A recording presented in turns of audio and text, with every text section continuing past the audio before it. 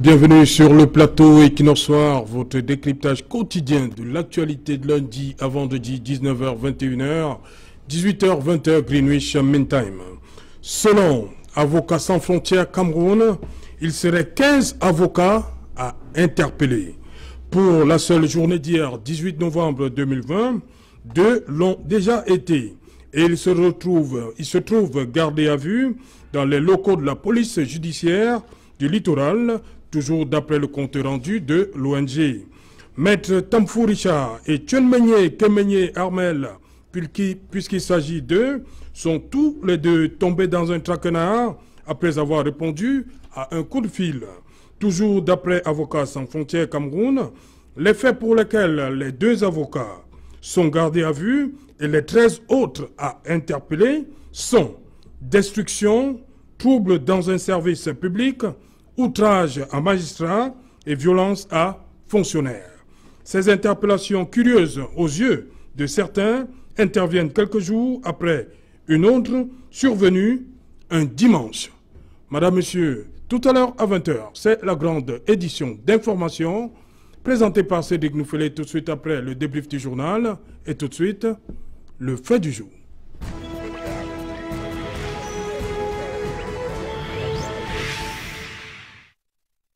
Code de procédure pénale, les conditions d'arrestation en question. Pour répondre à cette question, nous avons invité en plateau des avocats et des politiques et un journaliste. Bonsoir, Alain Djipou. Bon retour. Hein? Merci Serge Alain, bonsoir. Et c'est toujours avec un plaisir renouvelé que je viens à votre invitation pour débattre, n'est-ce pas, de cette question un peu plus importante de l'actualité nationale. Et je suis heureux d'être entouré des génies du droit, Maître Cheikh, Maître Ngefak, et non moins homme politique, mon ami Didier Yimkoa, avec qui dans les coulisses on a un peu rigolé. Donc je suis heureux de revenir sur ce plateau qui m'a fait quand même cruellement défaut un vendredi. Ok. Didier Yimkoa, bonsoir. Bonsoir Serge, bonsoir à mes companélistes. Je renvoie les civilités à Alain. Je salue tous les téléspectateurs. Je suis heureux de partager ce débat qui paraît un peu très technique, mais je voulais dire aux auditeurs, aux téléspectateurs aussi que ce débat me concerne, le thème me concerne, tout simplement parce que je suis militant écologiste. C'est le militant écologiste que vous avez invité. Dans la nature, il n'y a pas de code pénal, il n'y a pas de code civil, il n'y a pas de constitution, jusqu'à ce que l'homme qui manifeste son déni de bioéthique n'aille détruire leur milieu. Les animaux, les herbes vivaient en parfaite collaboration. Donc, dans la suite du débat, on va en parler. Une fois de plus, merci.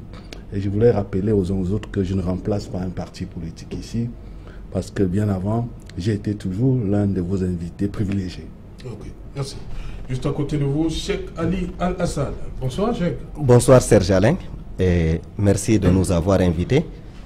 Le mouvement pour la renaissance du Cameroun que j'ai l'honneur de représenter ce soir profite pour féliciter votre chaîne pour son professionnalisme. Nous pensons que Equinox mérite le surnom qui lui a été donné, la chaîne du peuple.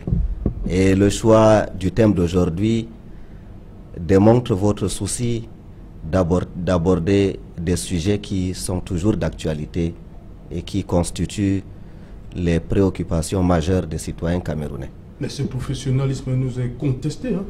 Vous avez suivi tout ce qui se passe depuis là? Ce professionnalisme vous est contesté par des gens qui veulent contester l'intégrité. Mais dans le cœur des citoyens camerounais, vous êtes le leader. Ce n'est pas pour rien que votre chaîne est la plus suivie, la plus regardée. C'est pas pour rien que... Donc ceux qui nous contestent nous regardent.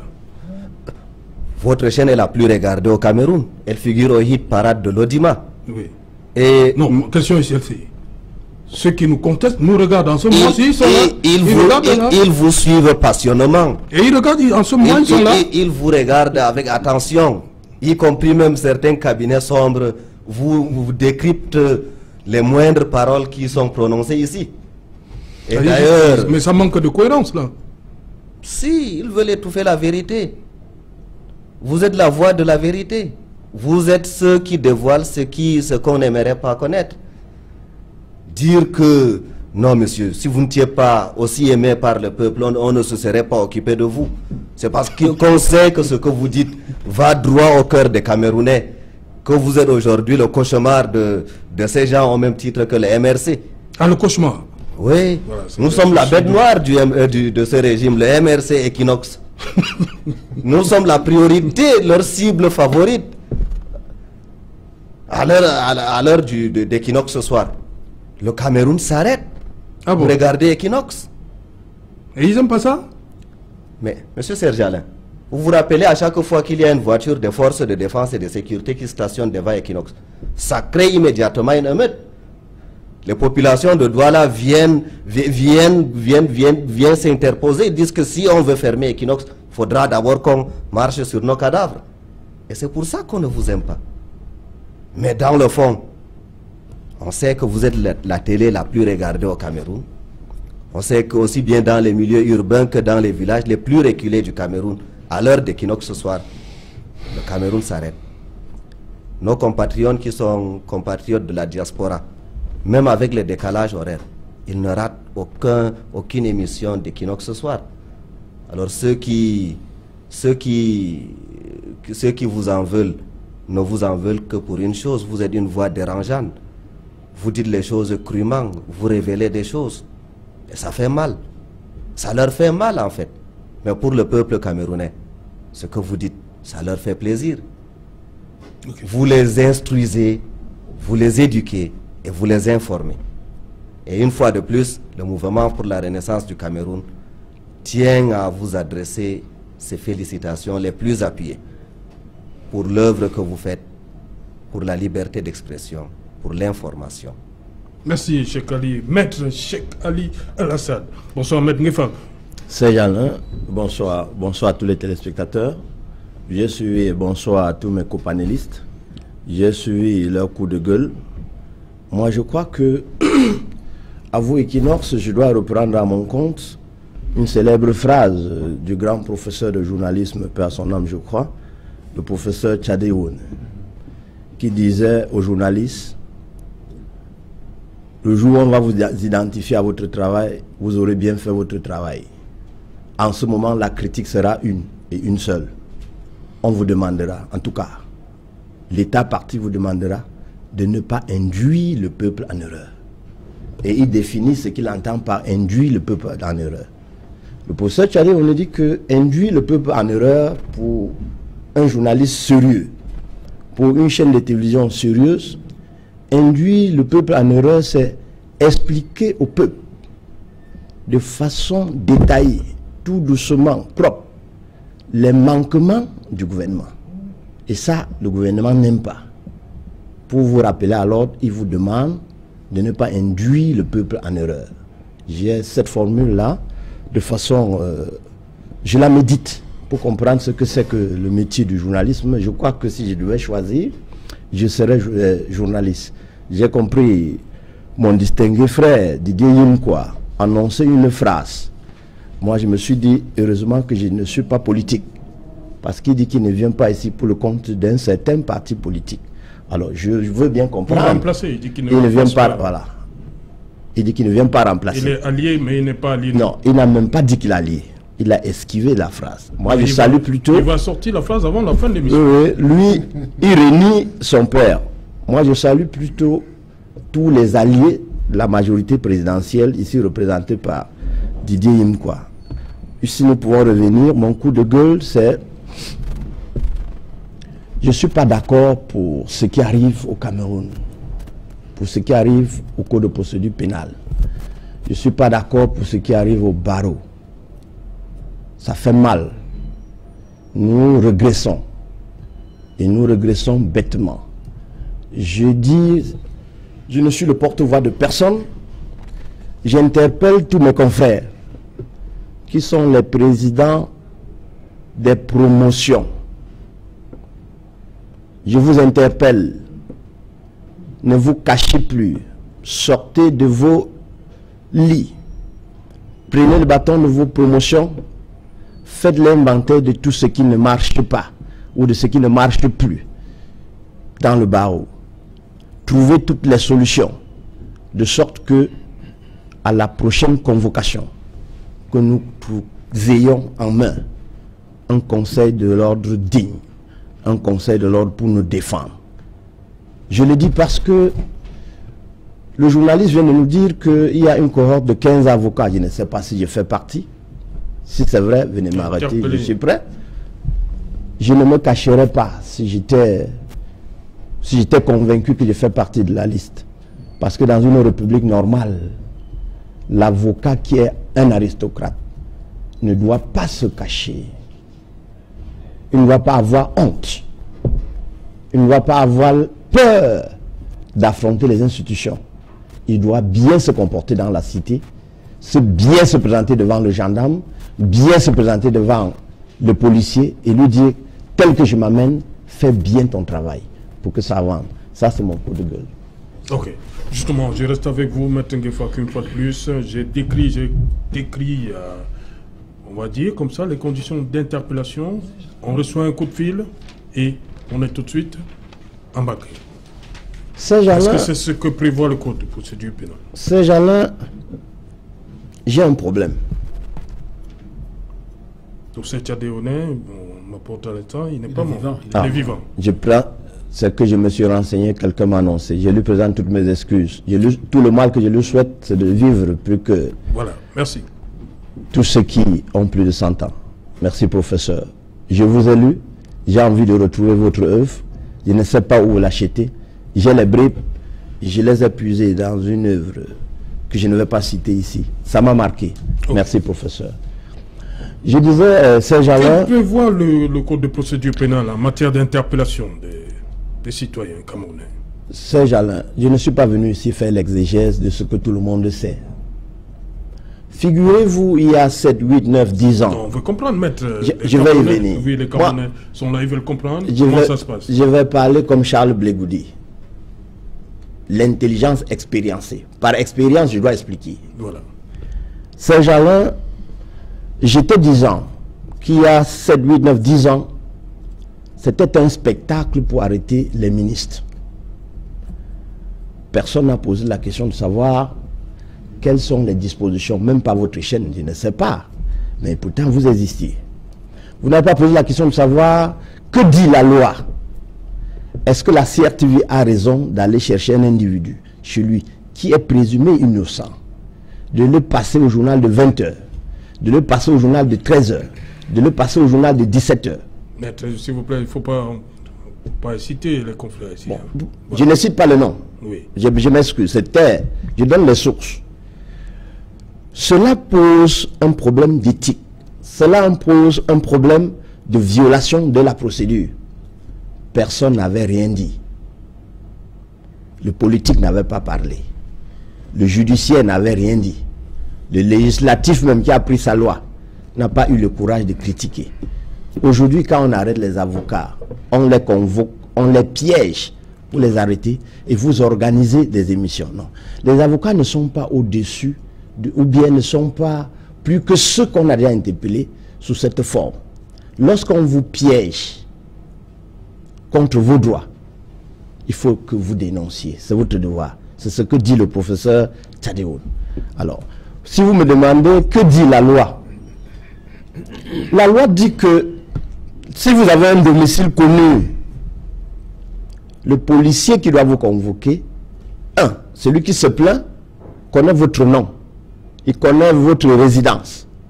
On lui délivre une convocation, il remet à un agent de police ou à un gendarme. S'il n'a pas le temps, on fait appel à un huissier de justice qu'il vous porte la convocation. Lorsqu'on est civilisé, voilà ce que dit la loi. Alors, nous sommes dans un cas où les avocats, ils sont connus, ils sont en exercice. On les connaît jusqu'au numéro de téléphone, ce qui est privé. Les gens se déguisent. C'est-à-dire quand ils se présentent à vous, vous voyez un commissaire qui vient à vous, il n'est pas identifiable. Il est en civil. Et il vient arrêter un avocat. Moi je dis, La police travaille aussi en civil, non? Tout se froisse. Tout se froisse. Je dis bien, tout se froisse. Le commissaire doit se respecter. Envoyer la convocation. Si l'avocat ne répond pas, en ce moment, le procureur entre en jeu et toutes les chaînes de répression vont contre lui parce que la déontologie d'abord interdit à l'avocat de manquer au devoir de courtoisie, au devoir de respect vis-à-vis de toutes les autorités. Lorsqu'on ne le fait pas, on est dans une situation, je peux appeler ça un état de non-droit. Ça, c'est ce que dit la loi. Deuxièmement, autant nous devons respecter le magistrat, notre loi organique dit que si nous devons nous attaquer à un magistrat, nous devons nous attaquer à un huissier, nous devons nous attaquer à un auxiliaire de justice sur le plan pénal, nous devons tenir informé sa hiérarchie. C'est ce que dit notre règlement intérieur. Et vice-versa. Si l'avocat se comporte mal, le policier qui respecte notre déontologie, notre règlement intérieur, doit tenir informé monsieur le bâtonnier ou madame la bâtonnière, lui donner la convocation et elle va se charger. Pour preuve, à la police judiciaire, les deux avocats qui ont été bloqués disent qu'ils ne peuvent se prononcer que le jour où leur bâtonnier sera là. Elle est là. Elle veille au respect. Elle veille. Madame la représentante est à la police judiciaire pour les accompagner. C'est-à-dire qu'on a renversé toutes les procédures. Par où on devait commencer, on termine par là. Ce n'est pas bien. Ok. Didier Mkwa, sur cette situation des avocats qui se font interpeller, comme m'a dit Maître, ils se font piéger. Vous savez, Serge Allons autour, lorsqu'on arrête un avocat ou un ministre, on parle de théâtralisation de la justice. Mais lorsqu'on arrête un voleur de chef ou bien de poule, c'est de la même manière. Oui. Mais là, on ne parle pas de théâtralisation, mais c'est de la même manière. Donc, il y a un problème entre le respect du texte et le contexte. Le contexte, c'est l'application du texte.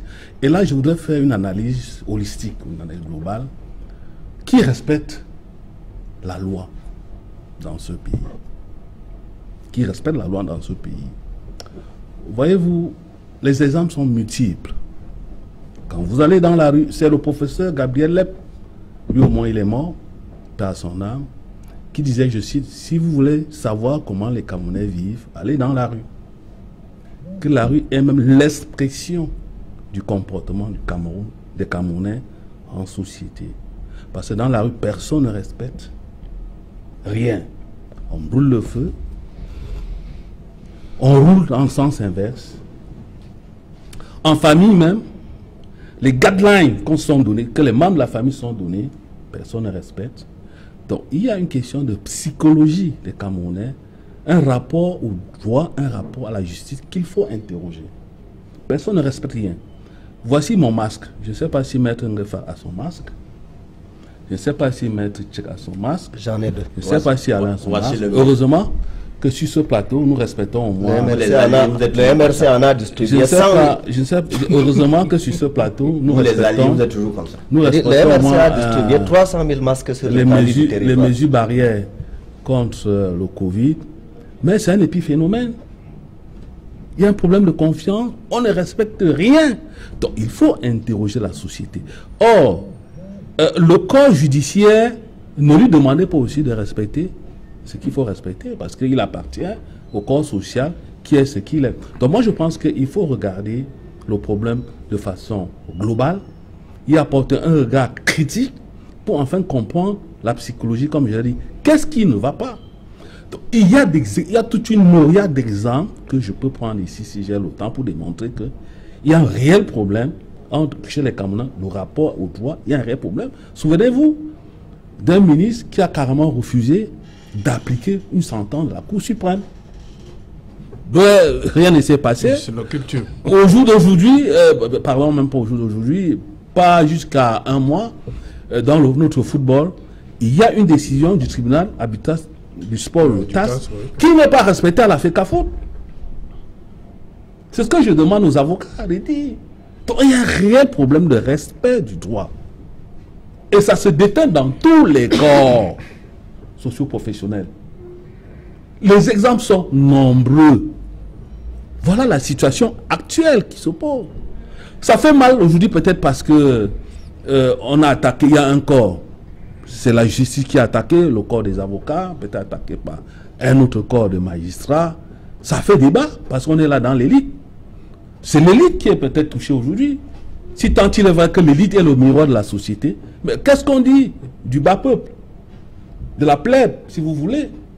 Donc il y a un véritable problème. Peut-être il faudrait peut-être un problème d'éducation. Il faut chercher à comprendre. Donc moi je pense qu'il faut aborder cette question de façon globale si on veut y apporter une solution durable. Voilà, Alain Djipo, pour vous, comme a dit Maître, les avocats, on en parle aujourd'hui, mais il y a d'autres cas dans la société de violation de cette procédure en matière d'interpellation, d'arrestation des citoyens. Effectivement, hier, c'était des ministres, à travers une spectacularisation qui n'avait pas sa raison d'être. Il y a eu des journalistes, il y a eu des avocats, et probablement encore d'autres personnalités, et même des anonymes. Parce que le point d'intersection dans ces arrestations qui revêtent un caractère arbitraire, parce que c'est de ça qu'il est question, pour la plupart des cas, c'est des arrestations quasiment illégales.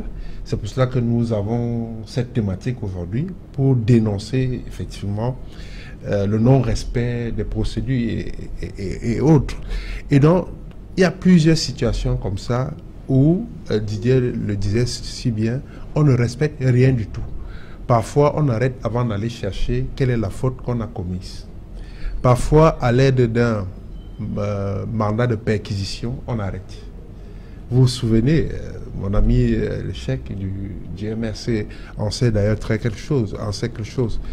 En janvier, on est allé chez M. Zongan, qui est conseiller technique, conseiller spécial du leader du MRC, avec un mandat de perquisition, arrêter tout le contenu de sa maisonnée. Et c'est autant de violations élémentaires des droits, qui ont pignon sur rue, qui rentrent dans la vie quotidienne. Et pour rappeler aussi d'autres situations très désagréables, lorsque ces arrestations revêtent les caractères arbitraires, les conditions de détention, parce que quand on arrête, il faut bien qu'on vous garde quelque part. Les conditions de garde à vue ne sont jamais respectées. Les détenus, les avocats sont là, ils ne vont pas mettre de démentir, ils sont privés de leurs droits. Même eux, en tant qu'avocats, n'ont pas la possibilité, et c'est ça la plainte récurrente. Alain Djipo, oui. Le communiqué, le compte rendu d'Avocats sans frontières dit que Maître Tamfou et Tchouenmenyé Kemenyé ont passé la nuit sur une chaise. Bon, voilà. Est-ce que, normalement, de manière humaine, c'est des conditions acceptables pour des personnes qui offrent des garanties? Donc, je crois qu'en droit, on dit, je passe sous le contrôle des juristes ici, je crois qu'on dit en droit que l'arrestation, c'est l'exception, le principe, c'est la liberté. Si on est un citoyen qui offre des garanties, qui a une identité, qui a une réputation, qui a un domicile, un cabinet, tout. Bref, on fait les garanties à la justice. Pourquoi nécessairement il faut priver la personne de sa liberté? Et c'est là où il y a tout le débat. Et j'ai le sentiment que dans ce pays, Didier l'a dit, on foule allègrement aux pieds les textes. Le Cameroun est l'un des rares pays au monde qui sécrète des textes.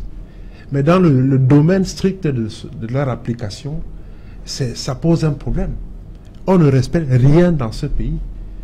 Et j'ai envie de dire que, comme on dit, le poisson pourri par la tête, je crois que ça part du sommet, de la pyramide. Parce que même la Constitution, qui est notre loi fondamentale, celui qui est garant du respect de cette Constitution ne la respecte pas.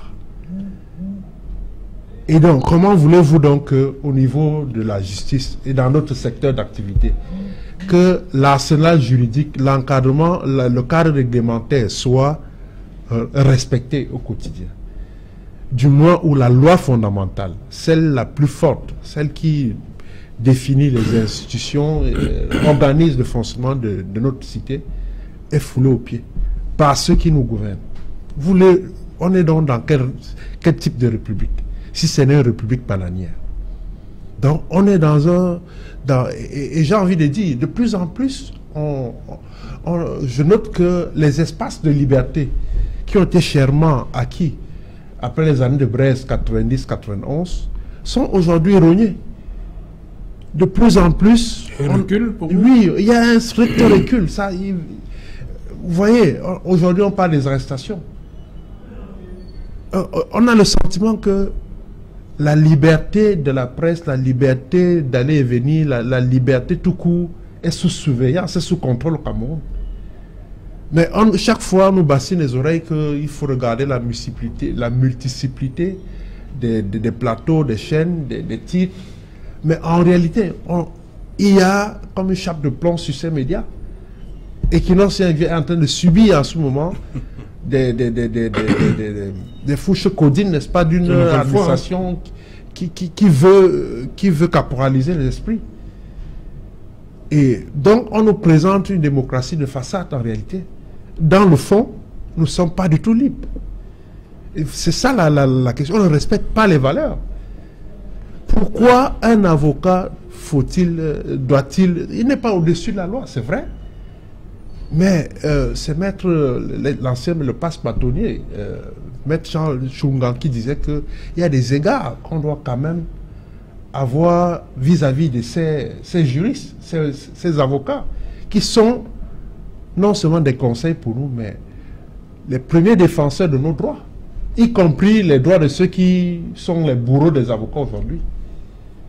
Et donc, on devrait quand même les traiter avec un minimum d'égard. On ne dit pas qu'on doit leur conférer une immunité. Non, ils ne sont pas au-dessus de la loi. Mais quand même, il faut que si un avocat commet une infraction, s'il faut l'arrêter, que l'arrestation se passe selon les normes. On ne doit pas s'écarter de la norme. Voilà le problème que ça pose. Aujourd'hui, il y a un monsieur qui est en résidence surveillé depuis des semaines, sans notification, et ça n'émeut personne. On dénonce, on en parle, mais rien n'est fait. Au contraire, on renforce plutôt les éléments de force de l'ordre et de sécurité autour de sa résidence. Je veux parler de M. Maurice Kamto. On est dans quel état? C'est toujours un état de droit? Je ne pense pas. Donc, je crois que le régime gagnerait à décélérer cette répression à outrance-là. Ok. Cheikh Ali, Maître Ali, sur ce qui s'est passé hier, quel est le sentiment que vous avez aujourd'hui, vos deux confrères? Non seulement... Sur la façon avec laquelle ils ont été interpellés. Déjà, le MRC est terriblement choqué par cette arrestation qui nous prive de l'un de nos secrétaires nationaux à un moment critique de notre histoire. Parce que Maître Tamfou est secrétaire national au MRC et à ce titre, il est membre du directoire. Nous ne prétendons pas qu'un citoyen soit au-dessus de la loi.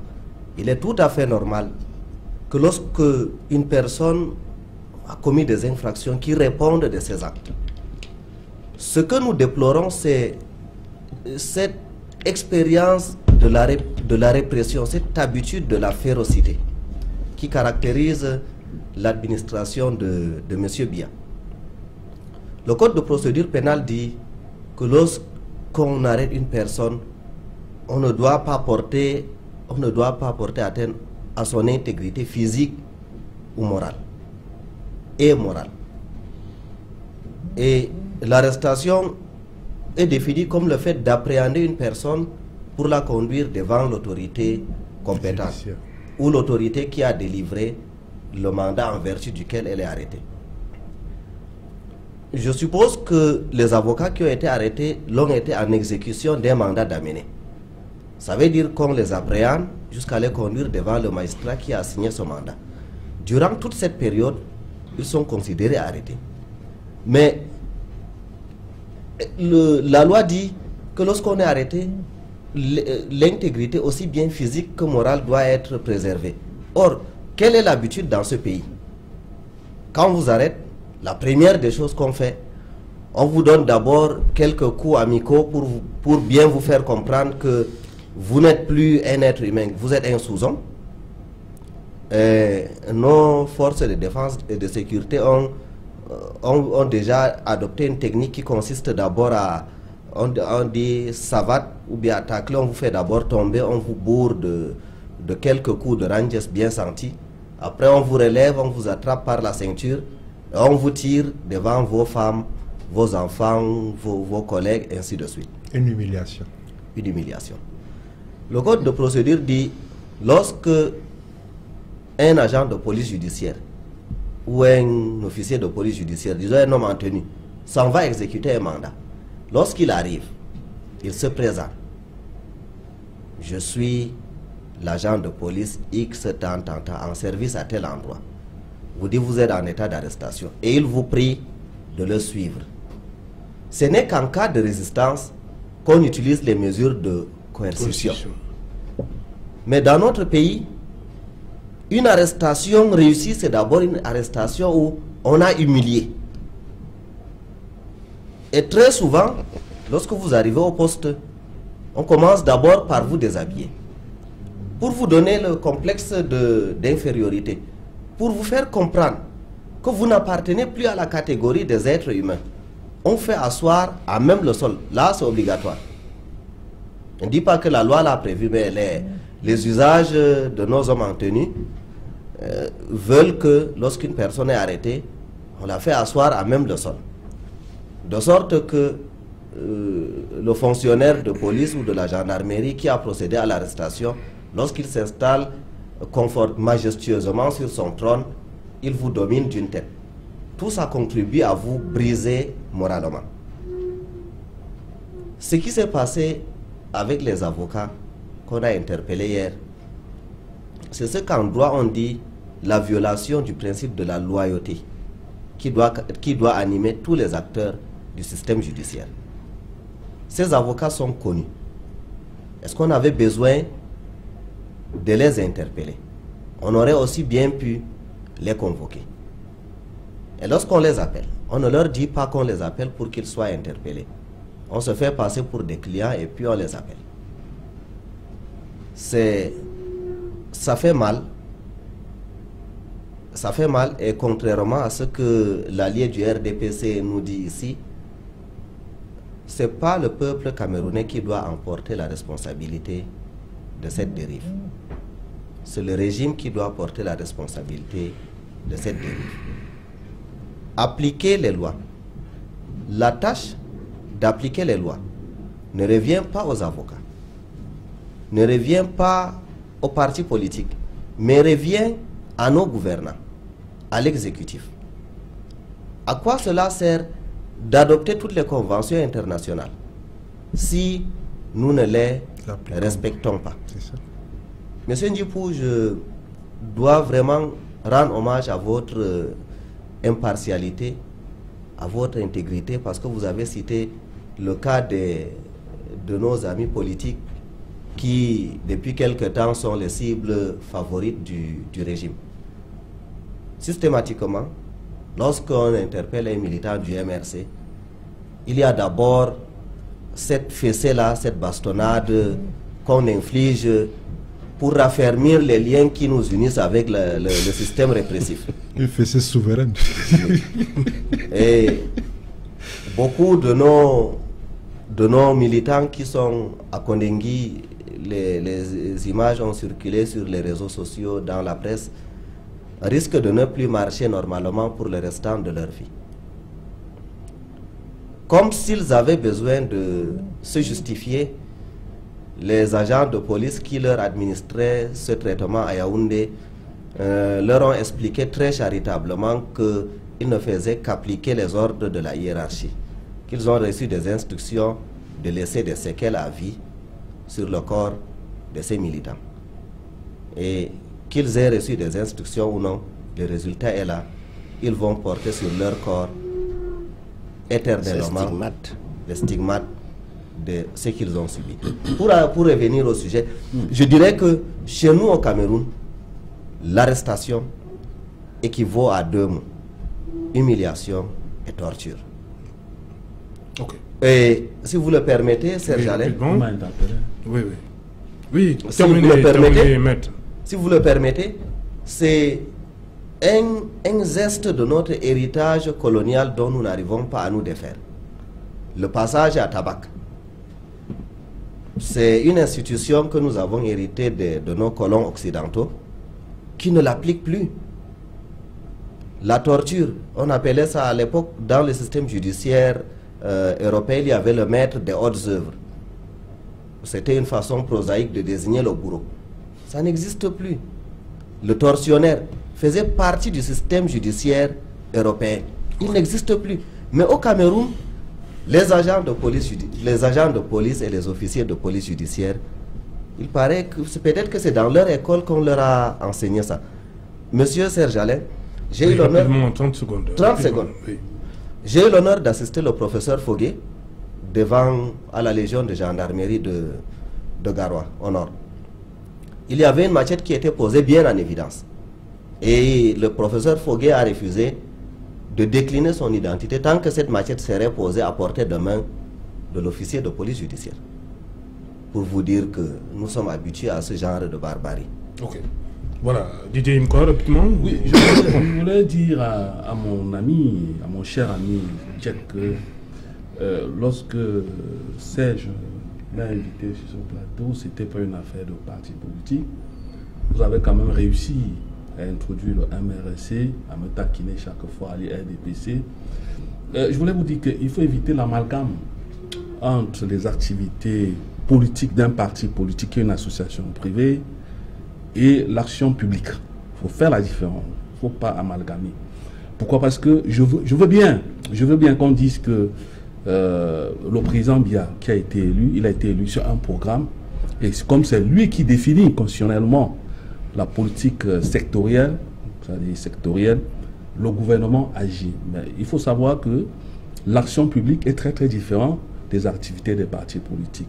Et bien même, si vous dites que le professeur Kamto est le président élu, ça voudrait dire que c'est même ces policiers qui torturent là, qui ont élu le président Kamto. Donc ça veut dire que ce sont vos amis qui torturent ces gens-là. Je ne voulais pas rentrer dans ces discussions-là, parce que ça nous amène nulle part. Restons dans le mal que Serge vient de mettre en débat, débattons-en, et puis sortons des carcans ou bien des plaies de partis politiques. Le RDPC n'est pas ici, vous pouvez bien le respecter leur dignité et leur absence. Voilà, Maître Gueffard, oui, cette situation, on sait, vous avez dit que les avocats ont des résidences bien connues et tout, ils ont des cabinets. Pourquoi donc cette méthode-là? Saint-Jalin... Toujours en rapport avec les événements de la semaine surpassée, je crois. Mon adresse on en veut aux avocats pour ça? Mon adresse va directement à monsieur le procureur de la République, préfecture de premier instant de Douala Bonanjo, à monsieur le procureur général de la Cour d'appel du littoral, à monsieur le directeur de la police judiciaire de Douala et à monsieur le directeur général de la Sûreté nationale. Vous avez, au moment où je parle, dans l'enceinte de la police judiciaire de Douala, sauf si elle est déjà partie, madame la représentante de madame la bâtonnière. Remettez-lui les convocations des avocats que vous n'avez pas encore pu arrêter. Remettez-lui. Elle va se charger de vous amener suivant le calendrier que vous allez établir. Ne transformez plus les dignes policiers en clowns pour venir chercher les individus qui sont identifiés, identifiables, connus et sous de tout le monde, qui doivent répondre à vos convocations. Que chacun fasse ce qu'il doit faire. Que chacun fasse bien ce qu'il doit bien faire. Que le policier sache qu'il émet sa convocation. Ça ne tient pas, il saisit le procureur. Je crois que là, nous avons atteint le fond. Cherchons à ressortir. J'ai suivi dignement monsieur Didier Imko. Prendre un exemple que je me refusais de le faire. Lorsqu'il dit que le ministre de la Justice, le ministre du gouvernement, de leur gouvernement, il refuse d'exécuter une décision de justice. Je suis convaincu qu'il sera très gêné de rencontrer son patron politique, parce que cette phrase c'est celle que certains politiques n'aiment pas entendre. C'est la raison première pour le boycott de certains plateaux. Et il s'agit effectivement de cela. Lorsqu'un ministre refuse d'exécuter une décision de justice, vous voulez que le magistrat qui a rendu cette décision ait quel sentiment? Il a l'impression, c'est même pas l'impression, il sait que dorénavant je perds mon temps. Lorsque c'est le ministre qui refuse d'exécuter une décision de justice rendue par un magistrat, le magistrat lit l'acte, il ne dit rien, mais ça installe dans son cerveau la paresse. Ça installe dans son cerveau la lassitude. Permettez que je termine. Vous allez finir. Juste une seconde. Pour dire que ce que j'ai dit, je peux répéter. Parce que c'est des faits. C'est des faits. Les faits nous apprennent à dire que la vérité, les faits nous amènent à ne pas mentir. C'est des faits. Si vous voulez qu'on construise une société égalitaire, pourquoi? Parce que la justice et les médias sont des fondements, des fondamentaux de la démocratie. Quand un ministre, il n'est même plus là aujourd'hui, refuse de respecter l'application du sentence de la Cour suprême, quelle est l'image de ce pays? C'est Dangote qui disait quelque part que l'argent n'aime pas être sémé là où il y a le désordre. Okay. Moi, je répète et j'assume me dire. Okay. Ça n'a rien à voir avec le boycott de certains partis du plateau d'Equinox Soir. Très souvent, nous nous amusons, nous avocats, à assister aux audiences correctionnelles. Nos parents n'y vont plus, parce que pour eux, c'est une perte de temps. Vous voyez, un membre du gouvernement qui est convoqué, il ne met jamais un pied. Mais le magistrat est à mesure d'accepter sa récusation pour empêcher la comparution du membre du gouvernement, ou bien d'un directeur de société. Comme quoi, vous voulez ma tête. Alors, cette peur-là crée ce que nous sommes en train de décrire ce soir. Oui. Ça crée ce comportement néfaste, c'est-à-dire la violation permanente de la loi. Et avec ça, vous voulez que l'honorable se concentre pour lire un texte, un projet de loi qui est soumis à l'étude? Non, pour eux, c'est, même si nous prenons, ils savent ce qu'ils feront. Notre loi est là pour habiller. Donc je pense que nous devons à un moment donné nous arrêter tous, nous interroger, poser une question et savoir où va le Cameroun avec cela. Donc je dis, j'interpelle le directeur de la police judiciaire, du littoral, remettez les 10 autres convocations encore à votre en possession. Pour ceux que vous voulez encore arrêter, remettez à Madame la bâtonnière, elle va se charger de vous amener les concernés et vous épargner de trop de souffrance. Je crois que là, nous aurons retrouvé un peu le droit chemin. Ok. Voilà, sur cette situation, Alain Djipo, vous êtes journaliste. Il y a eu le problème la semaine dernière. Les gendarmes, les policiers qui sont intervenus au tribunal de première instance de Douala-Bounanjo. Il y a ce problème avec les magistrats. Aujourd'hui, encore, comment on se sent aujourd'hui dans le corps des magistrats? Vous n'êtes dans le corps des avocats. Vous n'êtes pas avocat, mais est-ce que ça contribue à installer une certaine sérénité dans ce corps-là?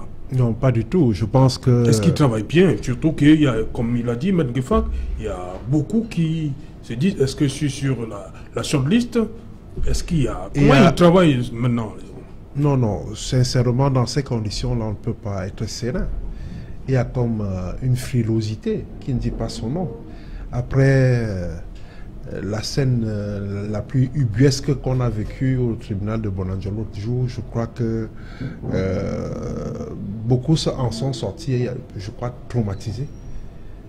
Parce que, étant en robe, dans un sentier qu'on appelle tribunal, et se fait molester, ruer le cou, engagé par des agents, des fonctionnaires de la police, notamment une unité bien connue, les éléments du GMI. Ce n'est qu'au Cameroun qu'on peut voir ce genre de spectacle. Et je pense que c'était pas nécessaire, sincèrement. Parce que on a voulu présenter, on a voulu déformer les faits. Quand vous passez au pain fin tout ce qui s'est passé, permettez-moi la répétition, quand vous revisitez ce qui s'est passé, vous comprenez qu'il y a eu plusieurs versions visant à maquiller, visant à culpabiliser du coup les avocats. beaucoup ont prétendu que les avocats avaient empêché le retour au NIOF de leurs collègues qui étaient détenus. Or, c'était complètement faux. Beaucoup ont prétendu avoir séquestré des magistrats. Or, les magistrats avaient déjà donné leur verdict. Ils ont mis l'affaire en délibéré et ils se sont retirés. Et donc, ce qui s'est passé, c'est tout simplement incroyable. Et il faudrait bien que, je m'attendais qu'à ce jour, que l'on puisse avancer un peu dans la recherche pour comprendre qui, effectivement, avait instruit cette unité de police de faire une irruption, un assaut musclé au sein, n'est-ce pas, de ce tribunal pour distribuer le gaz à tout va, gaz lacrymogène à tout va, sur des avocats qui étaient bel et bien en robe, dans leur sanctuaire. Donc, moi, je crois qu'il n'y a pas un autre thème que de dire qu'il s'agit là d'une violation, qu'il s'agit là d'une fragilisation programmée de tout un corps qui, manifestement, ne dérange dans la société. Est-ce qu'aujourd'hui, ceux qui sont comme les bourreaux des avocats ne veulent plus que ces avocats-là soient les auxiliaires de la justice? C'est la question que je me pose. Okay. Maître Chekali, ce qui est arrivé hier, c'est la suite logique de ce qu'on a vu le 10 novembre au tribunal de première instance. Mais il faut se dire que le corps des avocats n'est pas un corps sain. Il faut quand même expliquer qu'au départ, oui, tu vas parler, maître, tu pourras prendre mes secondes. Il faut dire qu'au départ, quand même, il y a un problème de mœurs. Et que le corps des avocats n'est pas un corps sain. Même parmi les 12 apôtres qui accompagnaient Jésus-Christ, il y a eu un traître. D'accord. Laissez-moi y aller. Oui. Ce qui s'est passé hier est ubuesque. Je vais vous expliquer. On interpelle une... Je vous en prie, on va revenir, c'est promis. On va revenir après le journal, c'est l'heure du journal. On s'en cédait comme menu ce soir. Bonsoir Serge Alain, bonsoir aux invités.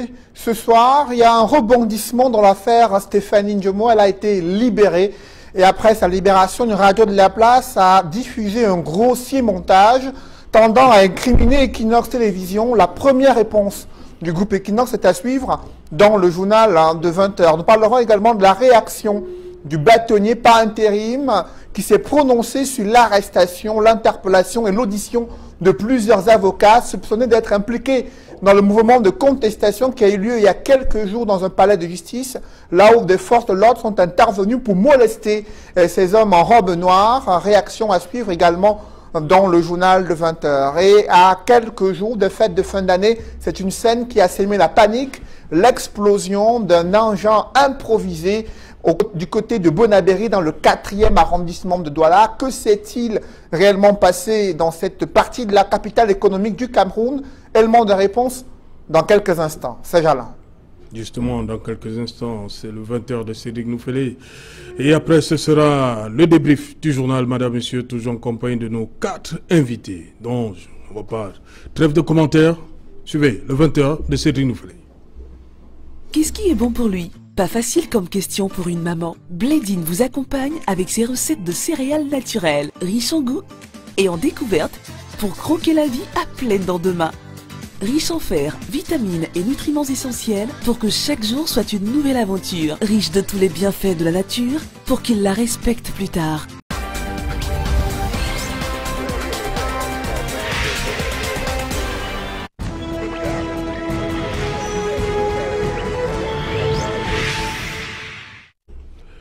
Retour sur le plateau Equinox Soir, deuxième partie, c'est la partie réservée au débrief du journal, toujours en compagnie de Maître Augustin Gueffak, Maître Cheikh Ali Al-Assad, Didier Yimkwa et Alain Djipou. Alain Djipou, est-ce que vous comprenez que ce soit des confrères qui tirent sur Equinox Télévision?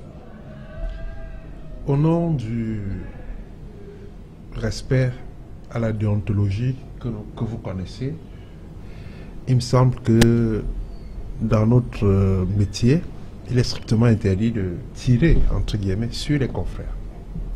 Ça, c'est la première chose. La deuxième chose que j'observe pour ça avoir... devient récurrent, hein. Vous avez suivi tout ce qui s'est passé toute la semaine dernière?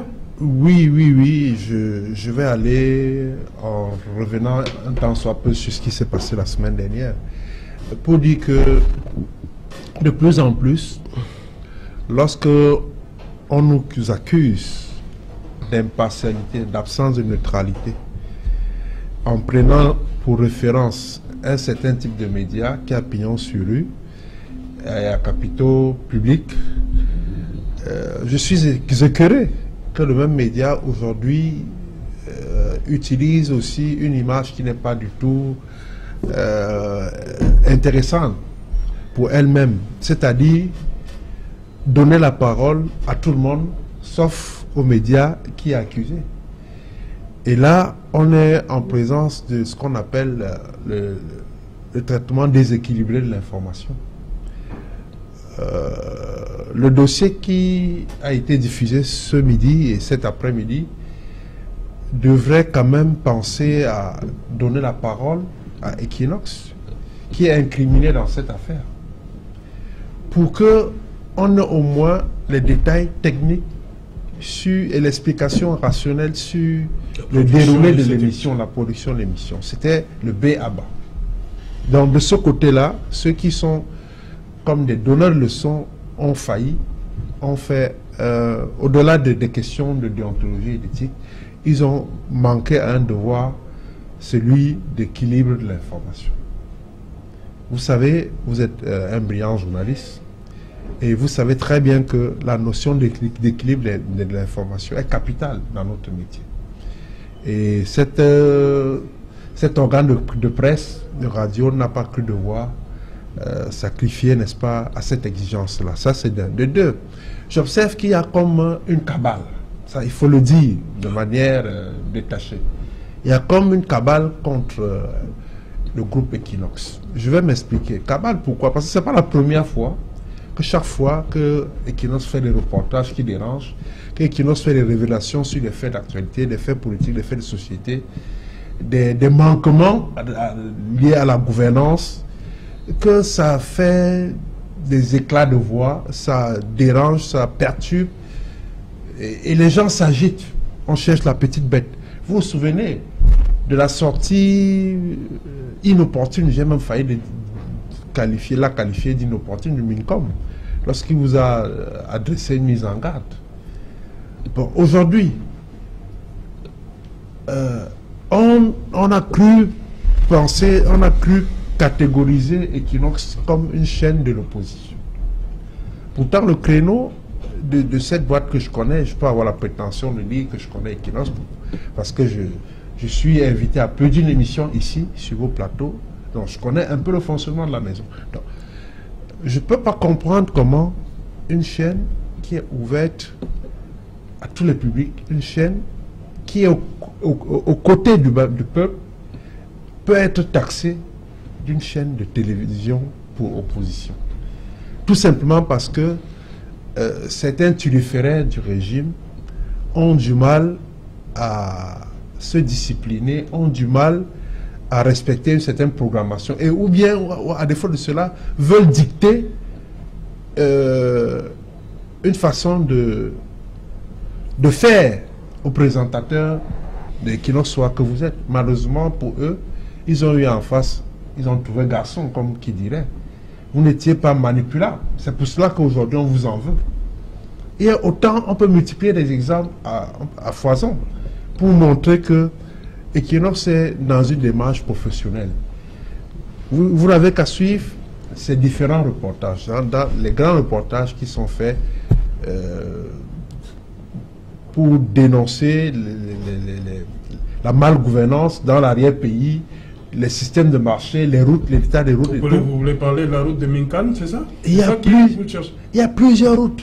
Okay. On a fait, vous vous souvenez, Equinox a fait des descentes sur le terrain dans plusieurs localités du pays où l'accès est pratiquement impossible.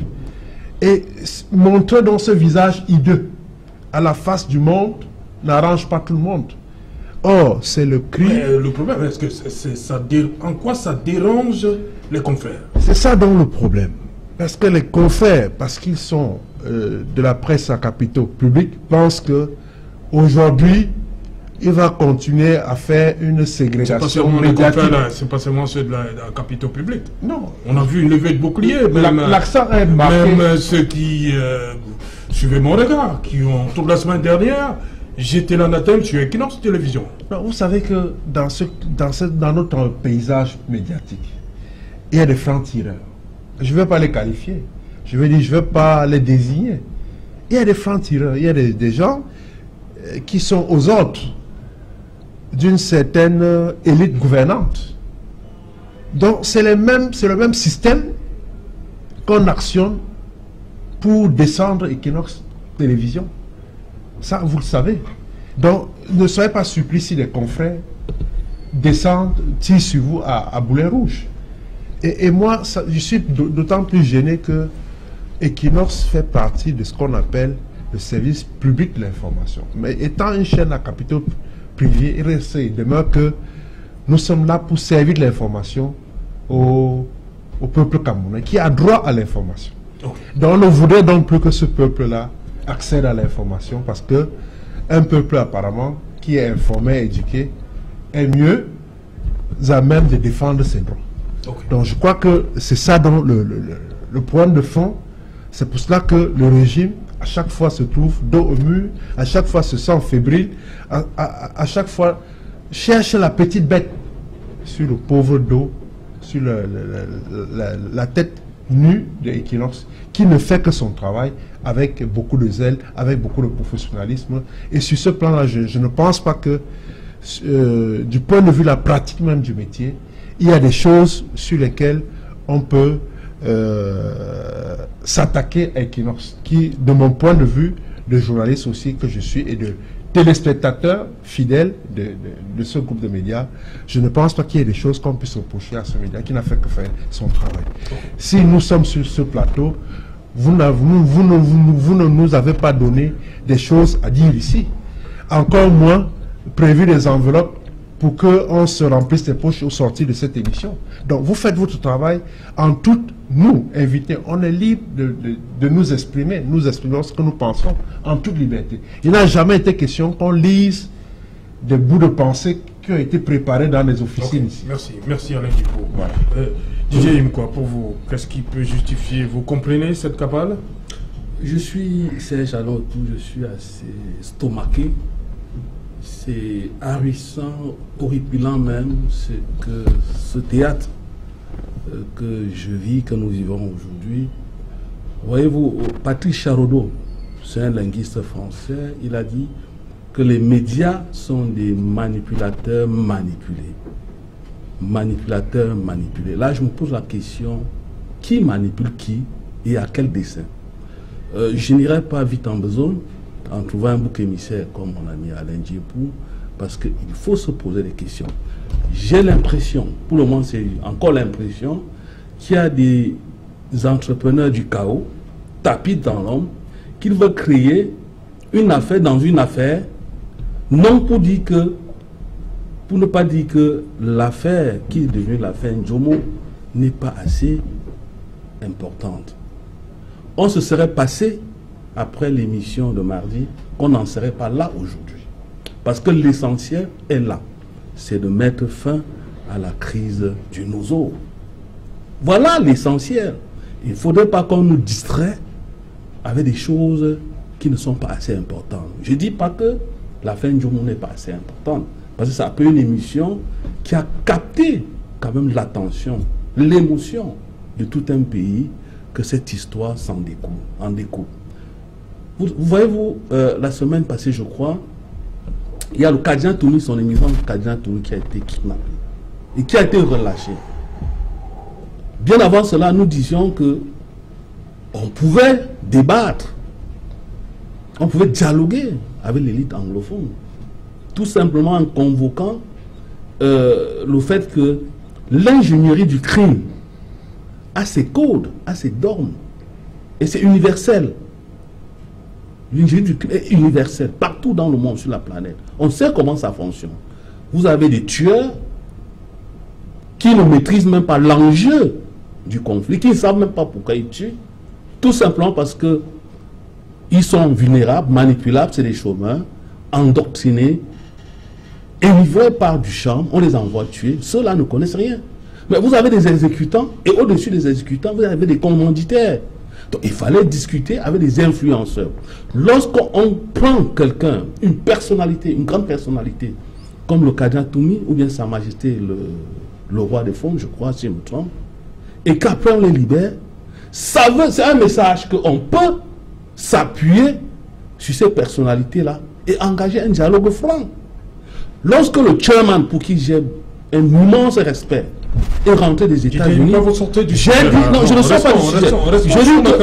Restons sur l'affaire qui nous réunit. Non, on a directement parlé de la crise. Je voulais dire que cette histoire de Ndjomo, vous comprenez, c'est de la distraction pure et simple. C'est de la distraction.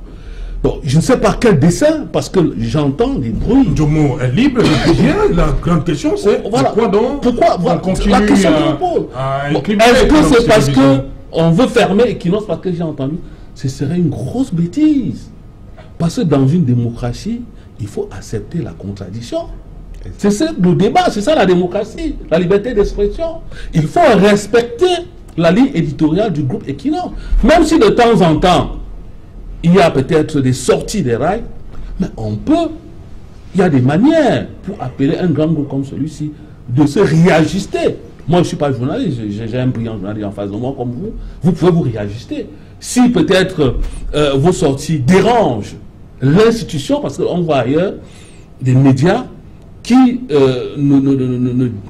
comment dirais-je, ne fonctionnent pas de la même façon par rapport à leur ligne éditoriale chacun, mais lorsqu'il s'agit de l'institution, on parle de la même chose. Mais si c'est là le problème, on n'a qu'à dire simplement au groupe média que bon voilà, sur ce sujet, vous êtes sorti peut-être vous avez peut-être vous n'avez pas respecté les canons du métier par rapport au respect de l'autorité ou bien des institutions.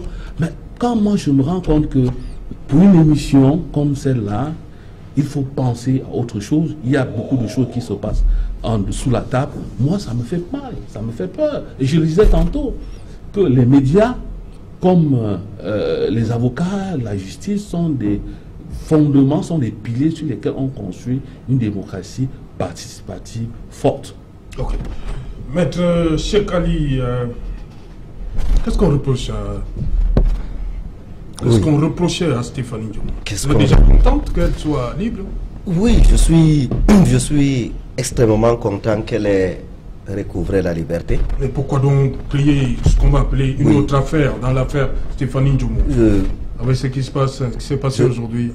Je dois aussi avouer que j'ai un goût de cendre dans la bouche. Depuis le début de ma carrière, je n'ai jamais rencontré autant d'obstacles, autant d'entraves dans l'exercice de ma profession d'avocat. Peut-être vous le savez, j'avais été contacté par les filles de Madame Ndjomo qui m'ont vu sur un de vos plateaux, et lorsque leur mère a été interpellée, elles étaient désespérées, elles sont dans un milieu où on n'a même pas suffisamment de quoi manger. Elles m'ont contacté et m'ont prié de prendre la défense de leur mère, tout en me précisant qu'elles ne pouvaient pas me verser le plus petit franc à titre d'honoraire. J'ai pris ce dossier pro bono, comme nous disons chez les avocats.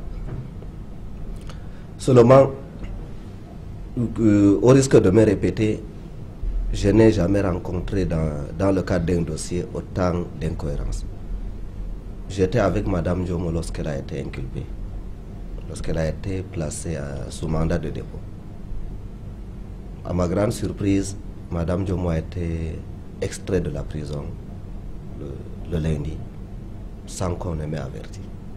Elle a été extraite de la prison non pas par le magistrat instructeur qui l'avait placée sous mandat de détention provisoire, mais plutôt par le ministère public, c'est-à-dire le commissaire du gouvernement. Lorsque j'ai été informé, j'ai eu le temps de me précipiter au tribunal militaire et j'ai trouvé que Madame Ndjomo était dans le bureau du commissaire du gouvernement avec au médias représentant du ministre de la Défense, avec le juge d'instruction. J'ai demandé à assister à l'entretien, on ne me l'a pas permis. Donc de 8 h jusqu'à 16 h, elle s'est entretenue avec ses autorités judiciaires. Ce n'était pas une instruction. On ne nous a pas appris cela, en tout cas dans les facultés de droit. Dans les facultés de droit, on nous a appris que lorsque vous défendez quelqu'un, vous l'assistez à chaque fois qu'on veut s'entretenir avec elle. On ne me l'a pas permis. Le lendemain, j'ai été informé, pas par Madame Djomo, mais par des membres de sa famille et tout, qu'elle a été soumise à des questions pressantes sur la nature des relations qu'elle a avec moi, sur le comment elle fait pour payer un avocat, et tout, sur son acquaintance avec un célèbre parti politique d'opposition, sur ses acquaintances avec une télévision, autant de choses. J'ai, comme de juste, vigoureusement protesté et j'ai annoncé mon intention de demander l'annulation de toute la procédure. Et c'est sur ces entrefaites que Mme Djomo m'a remercié de mes services et m'a annoncé qu'elle allait se passer de mes services. En clair, j'ai été déconstitué du dossier.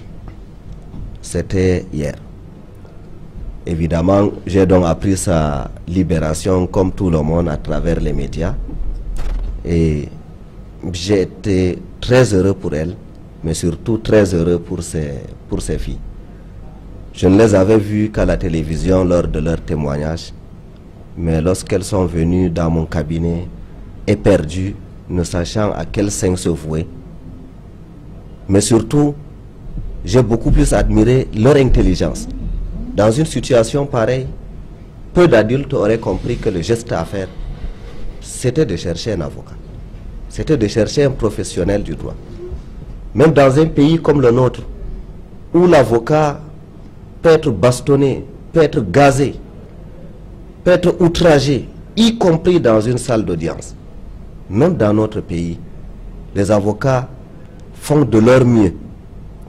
Et c'est l'occasion pour moi de lancer des félicitations à l'ensemble de la corporation. Nous exerçons dans des conditions extrêmement difficiles. Il faut que l'opinion publique le sache. Lorsqu'on prête serment en tant qu'avocat, on ne sait pas qu'on s'attend à mourir d'AVC à chaque seconde. On ne sait pas l'immense fossé qui existe entre la théorie qu'on a appris à l'école, les enseignements que nous ont dispensés nos maîtres de stage lors des conférences de stage. On ne sait pas que sur le terrain, on va rencontrer exactement le contraire de ce qui nous a été enseigné pendant nos années d'université. Je n'ai jamais appris que le ministère public pouvait encore poser des actes, pouvait prendre d'initiative dans le cadre d'une procédure lorsque le juge d'instruction est déjà saisi. Je profite ici pour rendre un vibrant témoignage, un vibrant hommage au commissaire du gouvernement près le tribunal militaire de Douala, ainsi qu'au magistrat instructeur. Ces deux magistrats sont des personnes d'une courtoisie infinie. Ils ont été très polis avec moi, très corrects avec moi.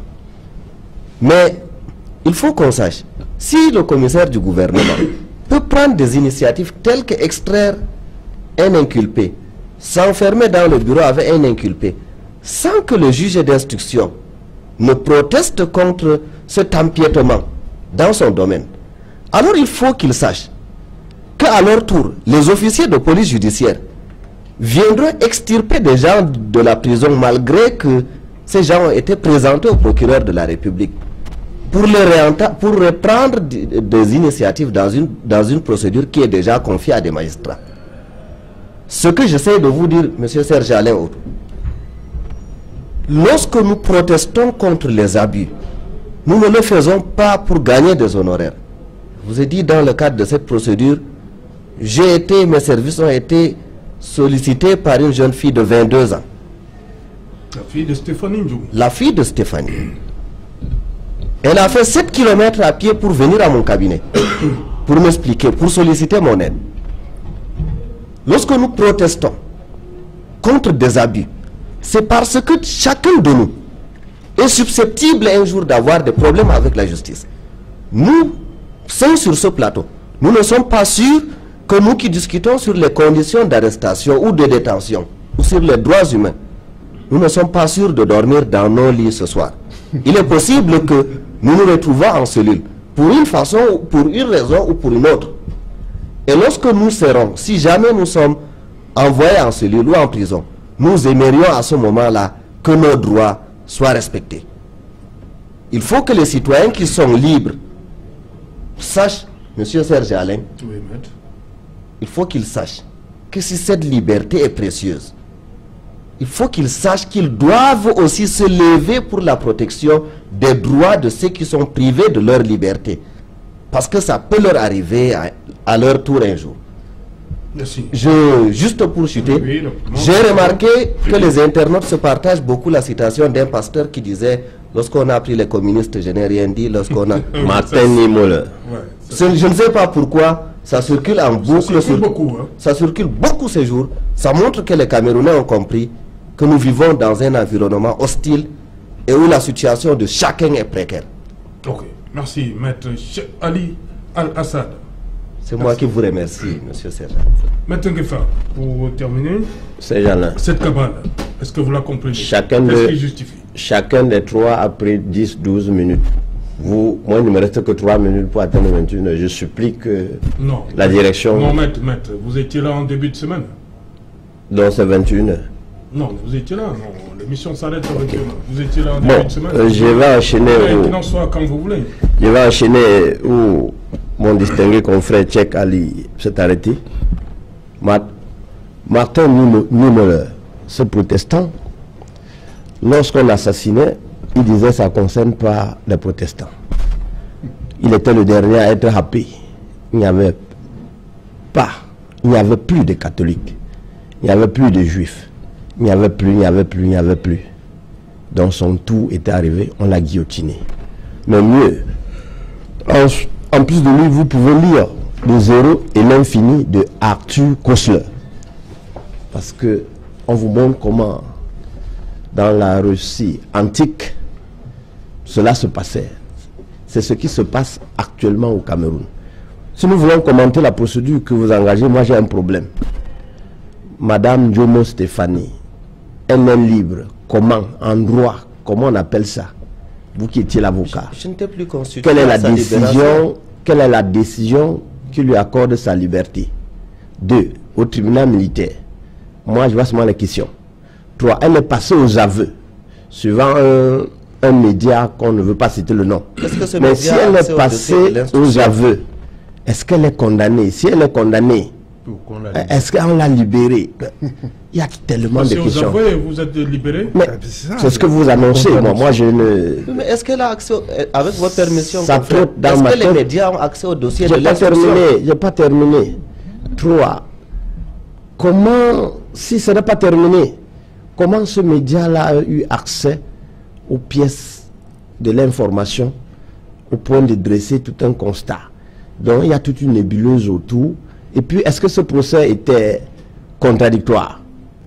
Donc la réalité, c'est que je crois que, comme dirait quelqu'un, le dossier est ailleurs. Ce qu'on nous présente, c'est juste peut-être une petite pièce du puzzle. Je ne souhaite pas que ce soit une des pièces nécessaires pour tordre le cou à un honnête citoyen ou à une bonne société qui se bat pour exister dans ce pays. Je crois que c'est tout ce que je peux dire là-dessus. Merci, maître. C'est pourquoi je vous ai il reste quelques secondes pour 21h. Merci Alain Djipour d'être passé. C'est un plaisir. Voilà, C'est merci Didier Jimkoa. Merci beaucoup. Merci Serge. Merci maître Cheikh Ali Al-Assad. C'est toujours un plaisir. Voilà. De vous écouter. Hein. De venir sur votre plateau. De vous écouter aussi.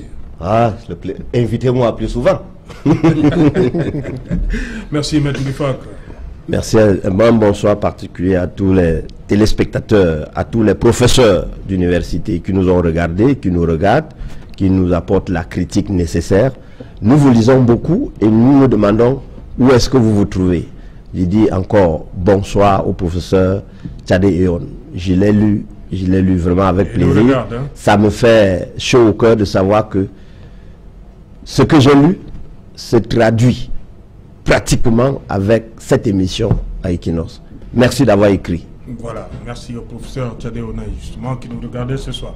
Madame, Monsieur, nous sommes donc arrivés au terme de cette édition, l'avant-dernière de la semaine. La dernière, c'est demain, lorsqu'il sera 19h. Bonsoir, Ngouan Tête. C'est où ça?